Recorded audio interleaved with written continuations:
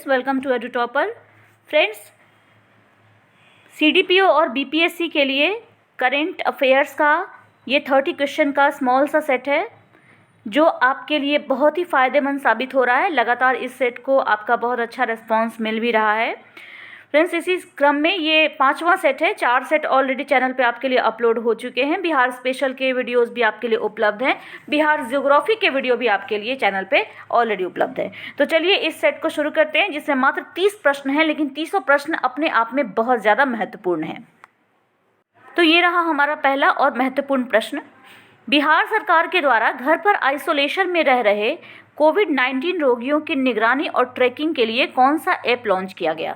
देखिए, बिहार सरकार ने घर पर जो भी रोगी जो कोविड-19 पॉजिटिव पाए गए थे और आइसोलेशन में घर पे रह रहे थे, इनकी निगरानी के लिए, इनकी ट्रैकिंग के लिए एक ऐप लॉन्च किया था सरकार ने।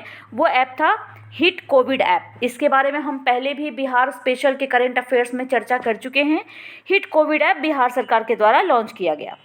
दूसरा प्रश्न है, पर्यावरण एवं जलवायु परिवर्तन विभाग द्वारा घरों के अंदर ऑक्सीजन छोड़ने वाले पौधे लगाने के लिए जागरूक करने के लिए कौन सा अभियान शुरू किया गया। इसमें अभियान शुरू किया गया था। देखिए क्या प्रश्न पूछ रहा है कि पर्यावरण, वन और जलवायु परिवर्तन मंत्रालय के द्वारा, विभाग के द्वारा घरों के अंदर ऑक्सीजन छोड़ने वाले पौधे लगाने का एक कैंपेन शुरू किया गया। ये कैंपेन कौन सा था? ये कैंपेन था nature cures you. Nature cures you.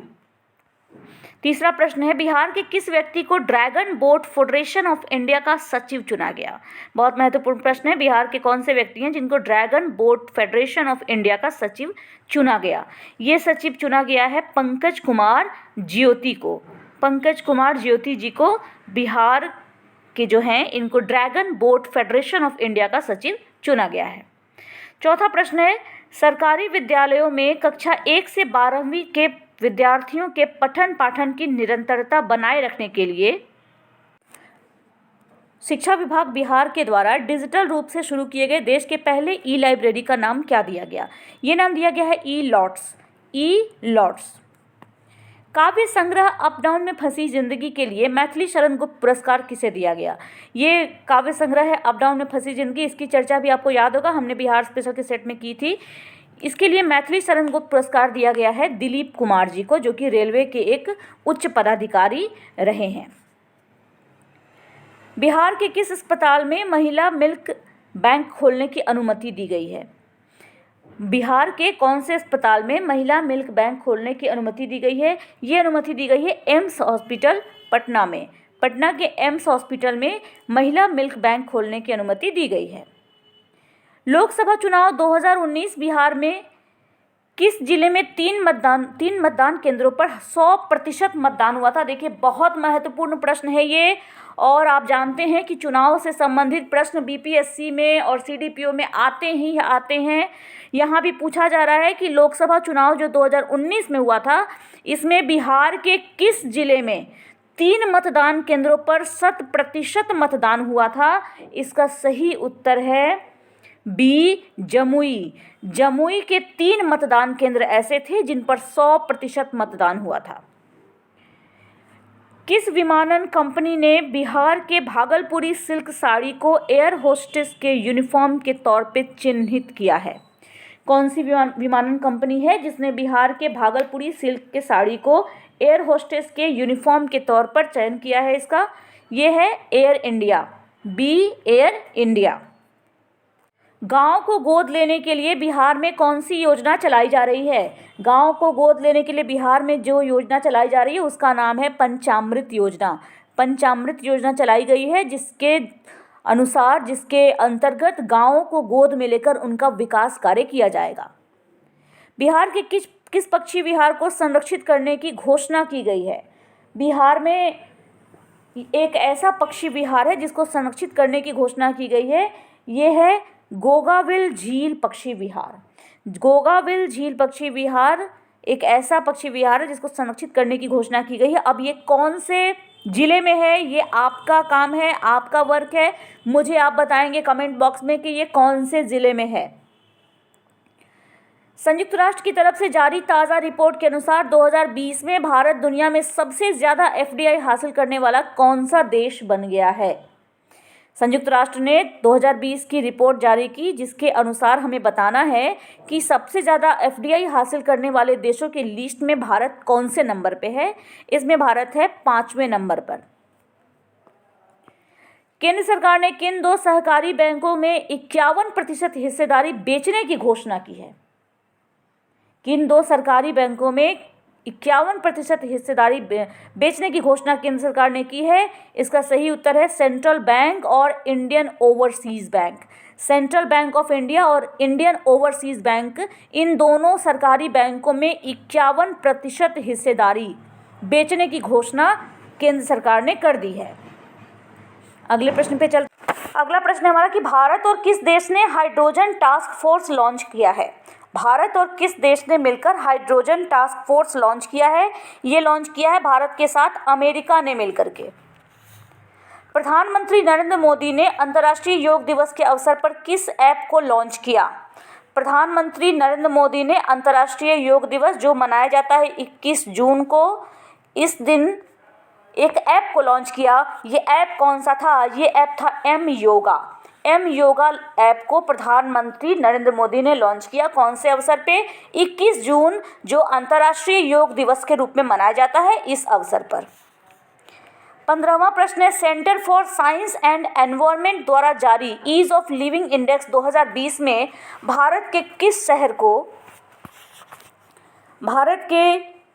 को सबसे रहने योग्य शहर के रूप में नामित किया गया है। इसके ऑप्शंस आपके सामने हैं। सही उत्तर है सी, बेंगलुरु। बेंगलुरु को भारत के सबसे रहने योग्य शहर के रूप में नामित किया गया है। किस राज्य सरकार ने 1 वर्षीय पाठ्यक्रम योग विज्ञान को शुरू करने की घोषणा की है। योग विज्ञान के 1 वर्षीय पाठ्यक्रम को शुरू करने की घोषणा दिल्ली सरकार ने की है।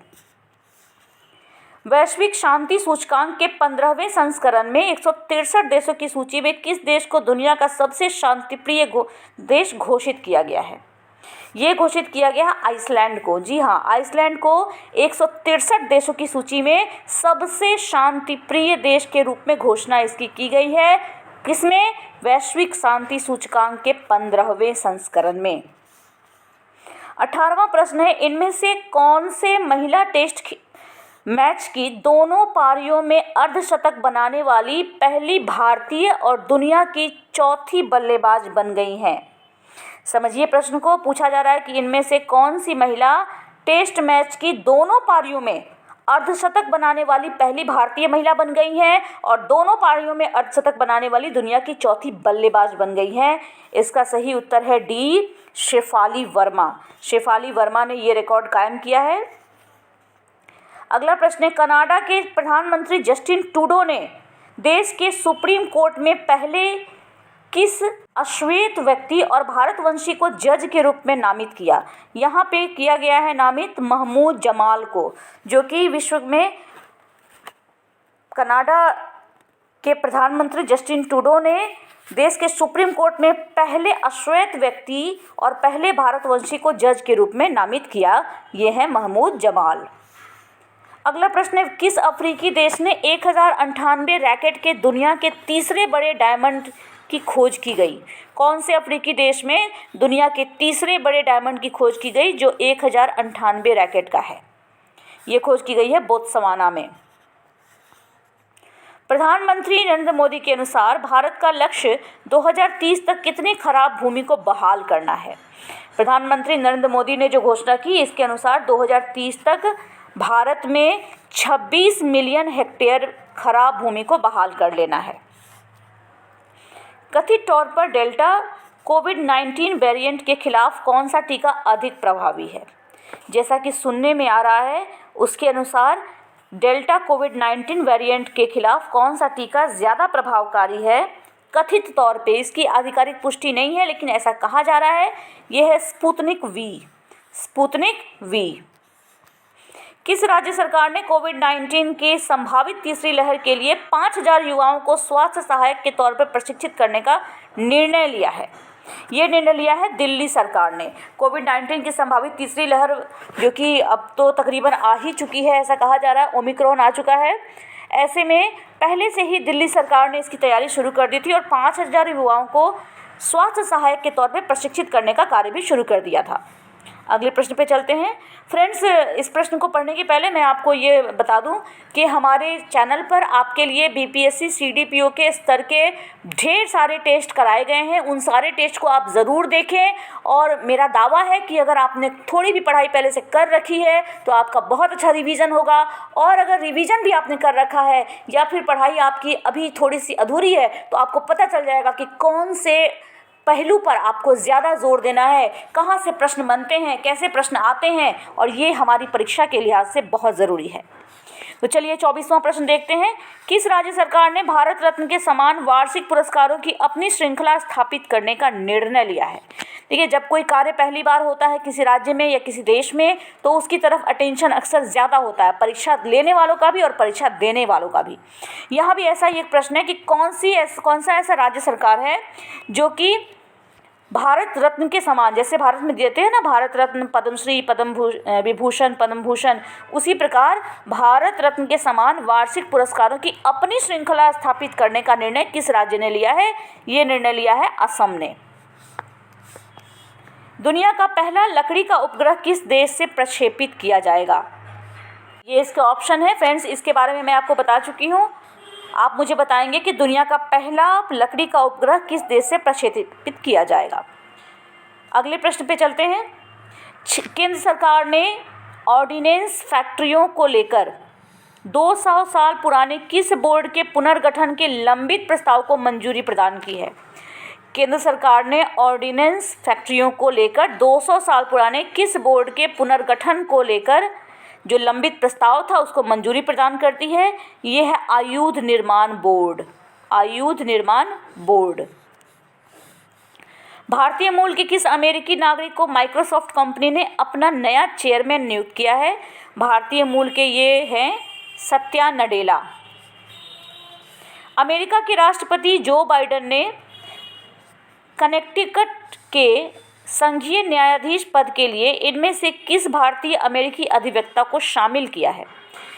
इसका सही उत्तर है सरला विद्या नगाला। सरला विद्या नगाला को अमेरिका के राष्ट्रपति ने, जो बाइडेन जो हैं, इन्होंने कनेक्टिकट के संघीय न्यायाधीश पद के लिए भारतीय अमेरिकी अधिवक्ता के रूप में इनको नामित किया है।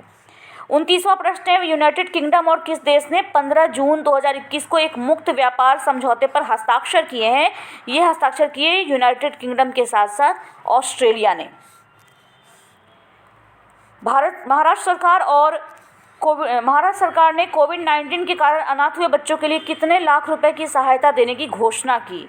महाराष्ट्र सरकार ने ये घोषणा की है 5 लाख रुपए की सहायता देने की उन बच्चों को जो कि कोविड-19 के कारण अनाथ हो गए हैं। इसके साथ ही फ्रेंड्स, हमारा 30 प्रश्नों का ये सेट समाप्त होता है यहाँ पर। साथ ही साथ आपके लिए बहुत सारी चीज़ें हमारे चैनल पे और भी आने वाली हैं। बिहार हिस्ट्री की सीरीज़ भी हम लोग चैप्टर वाइज शुरू करने वाले हैं। बिहार ज्योग्राफी तो चल ही रहा है।